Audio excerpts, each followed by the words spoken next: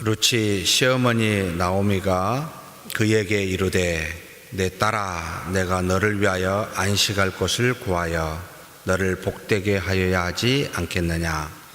내가 함께하던 하녀들을 둔 보아스는 우리 친족이 아니냐. 보라, 그가 오늘 밤에 타작마당에서 보리를 까불리라.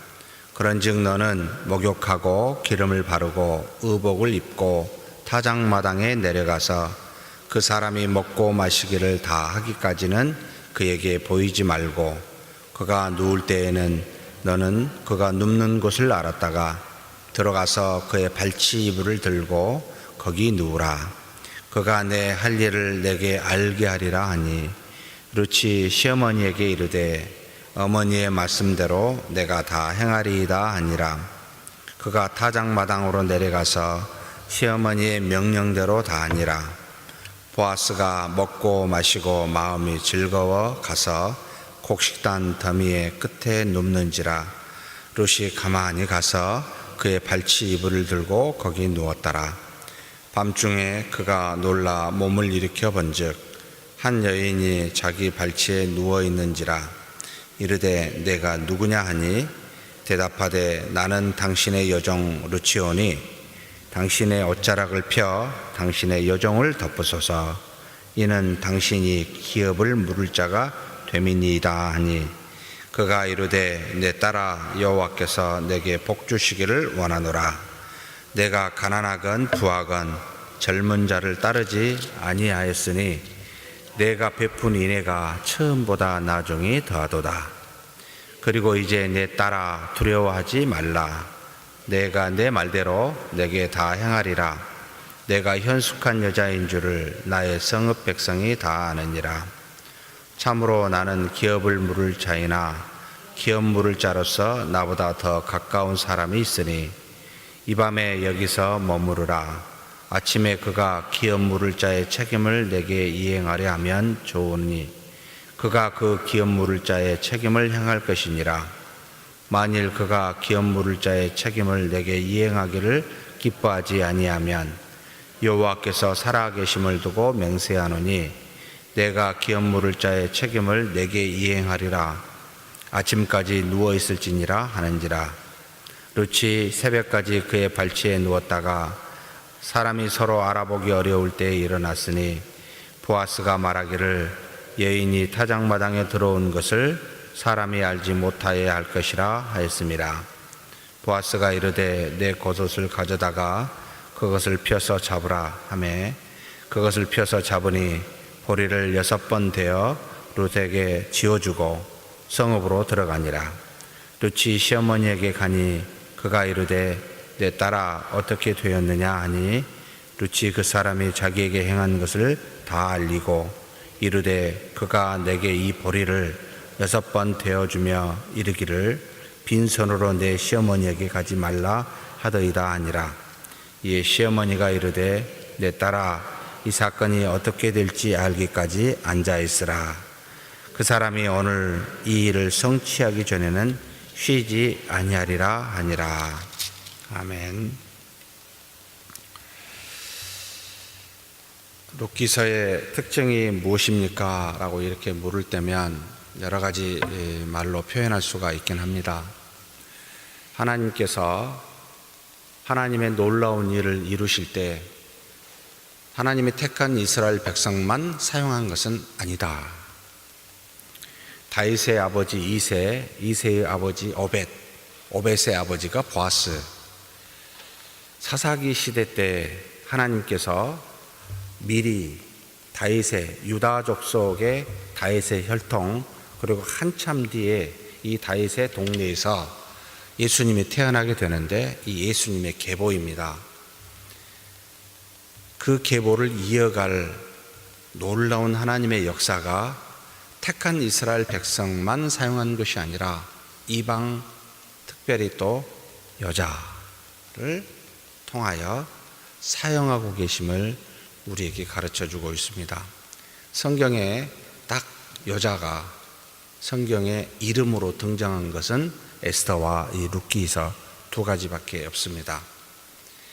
하나님께서 사용하는 범주는 남자뿐만 아니라 여성도, 이스라엘 족속뿐만 아니라 이방도, 사람뿐만 아니라 만드신 만물도 당신의 뜻을 이루시기 위하여 얼마든지 사용하고 그렇게 역사하시는 분이시다라는 것을 마음에 가졌으면 좋겠습니다. 항상 택한 또는 중요한 또는 아주 열심 있는 이런 사람에게만 임하는 것이 아니라 도저히 이방인으로서 한 번도 눈길도 줄 수 없는 이런 사람을 통하여 하나님이 일하신다라는 걸 통해서 보여줍니다. 그리고 또 이 룻기서를 통하여 이스라엘 제도의 여러 가지, 특별히 고엘 제도라고 이야기하는 물음의 제도를 어떠한지 알려주고 있습니다. 하나님이 당신의 일을 행하실 때 여러 사람을 사용하는데 이 여러 사람을 사용하는 그 사용되어지는 사람이 아무가 아니고 참 마음에, 하나님 마음에 합당하다라는 표현이 가능할지 모르겠습니다만 정말 사랑하는 사람, 룻의 어머니를 사랑하였고 이 나오미도 정말 룻을 딸처럼 사랑했고 또 여기에서 이 일들을 성취해가는 하나님의 도구가 된 보아스도 정말 현명하게 하나님의 뜻을 알고 그 룻이나 나오미를 궁일이 여기고 불쌍히 여기는, 참 사랑하는 이와 같은 장면들을 통하여 하나님께서 지금 당장에 이 보아스도 나오미도 룻도 알지 못하지만 2대, 3대 뒤에 바로 다윗 왕이 나오게 하는 놀라운 역사가 있게 합니다. 우리가 베푼 이 땅에서의 사랑이 개인적 사소한 사랑일지도 모르겠지만 그러나 그 깊은 사랑 뒤에 하나님의 놀라운 역사가 따라올 거라고 누가 알았겠습니까? 하나님이 모든 것을 사용하시지만 당시에 사용되어진 사람은 적어도 하나님의 뜻에 합당한 마음을 갖고 그 뜻에 순종한 사람을 통하여 이루어 가시는구나, 또 동시에 우리가 알 수가 있습니다. 오늘 읽은 이 본문 3장에도 좀 더 구체적으로 나오미와 룻과 보아스의 가지고 있는 그 마음, 하나님의 마음에 합당한 사랑이 있음을 보게 됩니다. 1절에 보면 룻의 시어머니 나오미가 이 룻에게 말합니다. 내 딸아. 참 이 명칭이 너무나 마음에 뭉클하죠. 사실 딸은 아니고 자기 아들의 며느리인데도, 이방 민족인데도 딸처럼 여기는 내 딸아, 내 아들아, 이방인들이, 유대인들이 굉장히 친근한 사람에게 붙이는 표현이기도 합니다. 내 딸아, 내가 너를 위하여 안식할 곳을 구하며 너를 복되게 하여 하지 않겠느냐. 지금 시어머니 나오미의 마음속에는 대를 이어 기업을 물을 자를 찾으려는 마음이 아닙니다. 이 지금 시어머니 나오미의 마음의 본마음은 전적으로 룻을 위한 마음입니다. 무엇을 말합니까? 너를 위하여 안식할 곳을 구하여 너를 복되게 하여야 되지 않겠느냐라고 생각하는 이 마음이 먼저 중심에 있었습니다. 그래서 이스라엘 백성에게 레위기를 통하여, 민수기를 통하여 준 고엘의 제도를 활용하고 있습니다. 후손을 주어 대대로 내려온 땅을 누구에겐가 주려는 것이 아니지요. 고엘의 제도를 조금 더 살펴보면 고엘은 무르다라는 말입니다. 원래는 가알이라는 말에서 유래가 됐는데 되찾다, 구속하다, 무르다라는 겁니다. 고엘에 해당하는 근족, 친족 주변에 있는데 항상 3가지 큰 의무가 있었습니다. 사람이 가난해서 가지고 있는 땅을 팔았을 때 그 땅값을 물어주고 그 땅을 다시 되찾아 본래 주인에게 주는 가장 가까운 친족, 원래 이게 이제 고엘의 의무였습니다. 친족의 의무이기도 했습니다. 본인이 그 땅을 사서 값을 지불하고 희년이 되는 횟수에 다시 되돌려주기도 하지만은 다른 사람에게 팔았을 때는 그 다른 사람에게 판 땅을 이 친족이 직접 물어주고 그 땅을 다시 주인에게, 자기 친족에게 돌려주는 제도. 참 하나님이 이 땅에 살면서 이웃을, 특별히 가까이 있는 가족을 사랑하는 굉장히 중요한 제도로 만들어준, 이스라엘 백성에게 준 제도이기도 합니다. 이게 첫 번째 의무입니다. 두 번째 의무는 사람이 아들이 없어서 죽게 되면 그 대를 잇지 못하기 때문에 이럴 때 그 미망인과 결혼하여 아들을 낳아주는 것이 또한 이 고엘 제도의 두 번째 의무이기도 했습니다. 원래 그 동생, 남동생이 이어서 그 후손을 갖게 했지만 아무도 아들이 없을 경우는 가장 가까운 친족이 그 미망인을 데려다가 아들을 낳아 그 후손을 이어주게 하는 그와 같은 제도가 또한 이 고엘 제도가 해당이 됩니다.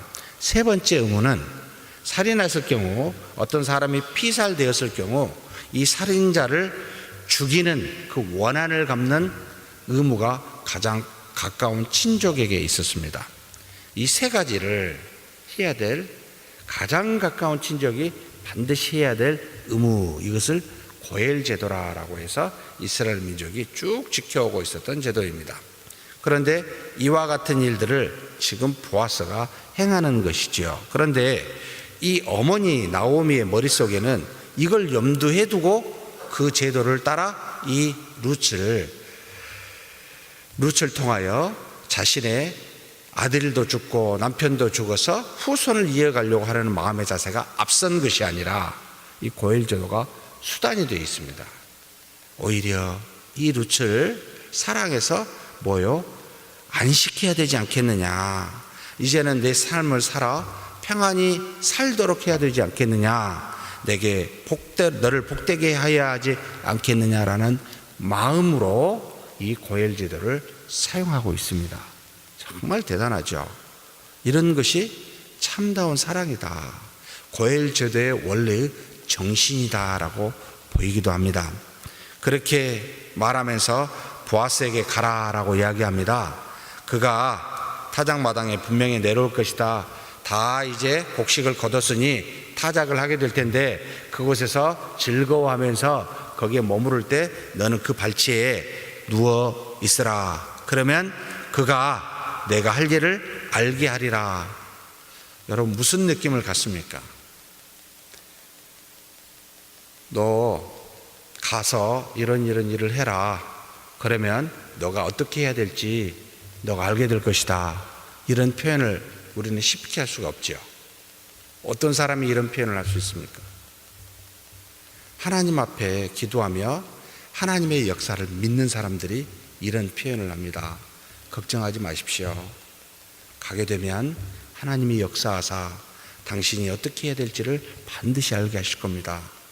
하나님과 밀접한 관계를 갖고 있는 사람이 표현할 수 있는 말이죠. 우리는 이 말을 통해서 이 시어머니 나오미가 하나님과 깊은 교제를 갖고 있구나. 보아스에게 가서 그 발치에 누워 있으면 그가 내 할 일을 내게 알게 하리라 라고 이야기합니다. 마치 하나님처럼 이야기합니다. 하나님을 믿고 따라 교제하고 있는 그런 나오미임을 알게 됩니다. 룻도 놀랍습니다. 5절에 보니까 룻이 시어머니에게 이르되 어머니의 말씀대로 내가 다 행하리이다. 그대로를 받아들이는, 하나님이 명령하신 대로, 하나님의 뜻이라고 말하는 대로 그대로 행하겠다라고 말하는 룻도 정말 대단합니다. 참 반성이 되죠. 저는 늘 의심하면서 저 말이 맞나 고민하고 생각하는, 그런데 룻은 그대로 6절에 보니까 그가 타작마당으로 내려가서 시어머니의 명령대로 다 하니라 라고 나옵니다. 하나님의 뜻이라면 조금도 어기지 아니하고 순종하겠다, 그렇게 마음먹는 저와 여러분이 되었으면 좋겠습니다. 보아스가 먹고 마시고 마음이 즐거워가서 곡식탄더미 끝에 눕습니다.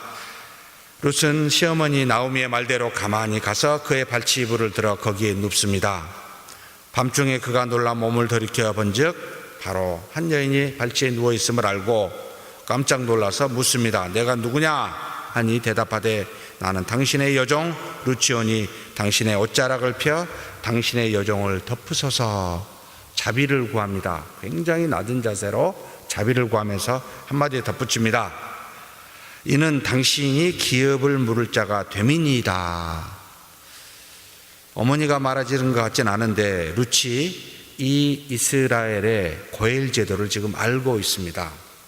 그만큼 하나님에 대해서 곧 이방 민족이었음에도 불구하고 하나님과 하나님이 택한 이스라엘 민족의 풍습과 말씀에 대해서 알고 깨닫고 받아들이고 있는 것을 우리가 보게 됩니다.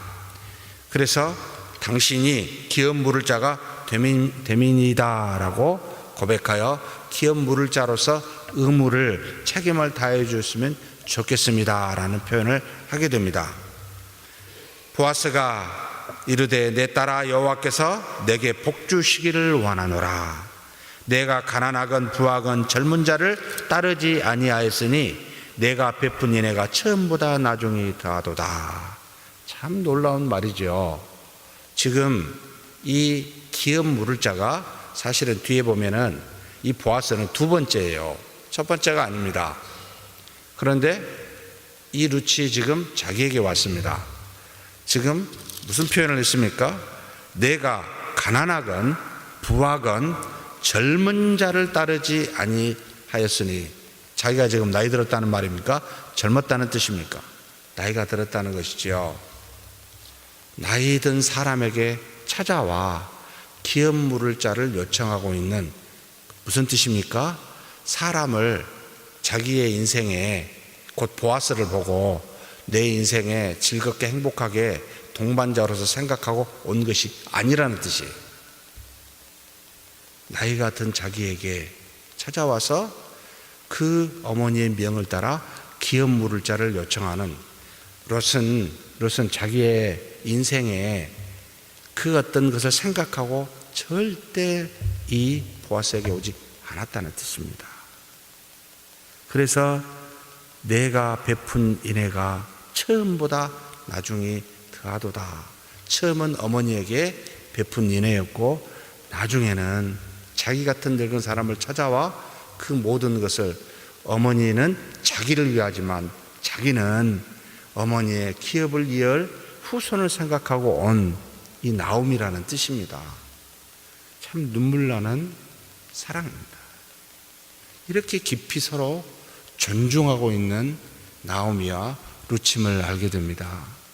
사랑하는 성도 여러분, 우리가 이런 관계들이 있어야 되겠죠. 깊이 생각하여 자기보다 다른 사람을 더 생각하는 자세입니다. 이것을 보아스가 보고 안 거예요. 그래서 11절에 그리고 이제 내 딸아 두려워하지 말라. 내가 내 말대로 내게 다 행하리라. 내가 현숙한 여자인 줄을 나의 성읍 백성이 다 아느니라. 그냥 자기에게 찾아온 것이 아니라는 거죠. 현숙한 여자인데 왜 찾아왔겠느냐? 바로 어머니를 위해, 후손을 위해 찾아온 것을 전부 다 안다는 겁니다. 이렇게 해서 이 고엘 제도를 이행하게 됩니다. 마치 우리 주 예수 그리스도께서 우리의 모든 사람의 죄를 대신 무르기 위해서 이 땅에 오셨던 것 같이 보아스는 하나의 그림자로서 구약의 이 고엘 제도를 행하게 됩니다. 아침에 일어나 성읍에 나아갈 때 그 첫 번째 기업 물을 자가 오게 되니까 이야기를 합니다. 뭐라고 이야기합니까? 기업을 물려 달라고. 어떻게 되죠? 대답을 먼저 합니다. 예 라고. 그런데 두 번째까지 행하라는 겁니다. 계보까지 이어달라고. 그러니까 이 첫 번째가 그것까지는 못하겠어요. 기업을 물은다는 말은 여인을 부인으로 두고 그 후손을 통해 그 가지고 있는 기업을 주어 그 후손은 이제는 자기의 기업이 아니라 따로 그 사람의 그 후손이 속한 원래의, 결국 나오미의 자녀가 되어 기업을 그렇게 이어가기 때문에 자기의 재산이 떨어져 나간 것이 되기 때문에 안 한다는 겁니다.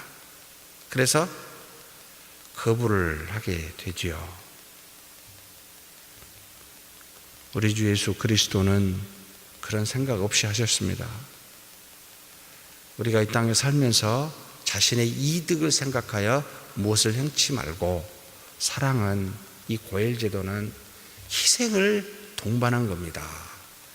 내가 사랑하는 사람의 친족이기 때문에 그 사람이 살도록 재정적으로 손해를 보고, 또 일정 부분 그 모든 것들을 인정하여 그 가업을 잊게 하고, 심지어 잘못하면, 잘못을 피해를 당하면 대신 갚아주는 사랑의 본질을 보여주는 게 고헬제도였고, 그것을 그대로 행하신 게 예수 그리스도이십니다. 보아스는 사심없이 이 일을 행하게 되어 결국은 다윗의 혈통을 이어가게 됩니다. 나오미의 후손으로 오벳이 태어나고, 오벳 다음에 이새와 다윗이 태어나게 됩니다. 사랑하는 성도 여러분, 사랑하십시다. 사랑을 통하여 하나님의 어떤 역사가 당대 또는 후대에 일어날지 모릅니다. 이것이 하나님의 놀라운 역사입니다. 그런 저와 여러분이 되기를 주의 이름으로 축복합니다. 하나님 아버지, 감사합니다. 이 땅에 살면서 때와 시는 하나님께 속하여 우리가 알지 못하오나, 하나님이 주신 주변의 가족과 친족과 믿음의 형제 자매를 사랑하는 우리가 되게 하여 주옵소서. 그리하면 하나님께서 그 사랑을 통하여, 사랑이신 하나님께서 역사하여 당신의 뜻을, 하나님의 나라와 의를 이 땅에 이루어 가실 줄 믿사오니, 우리는 오직 주어진 제도에 따라 서로 사랑하라 하신 말씀에 따라 깊이 사랑하는 우리 모두가 되도록 복내려 주시옵소서. 감사하고 우리 주님 예수님의 이름으로 기도하옵나이다. 아멘.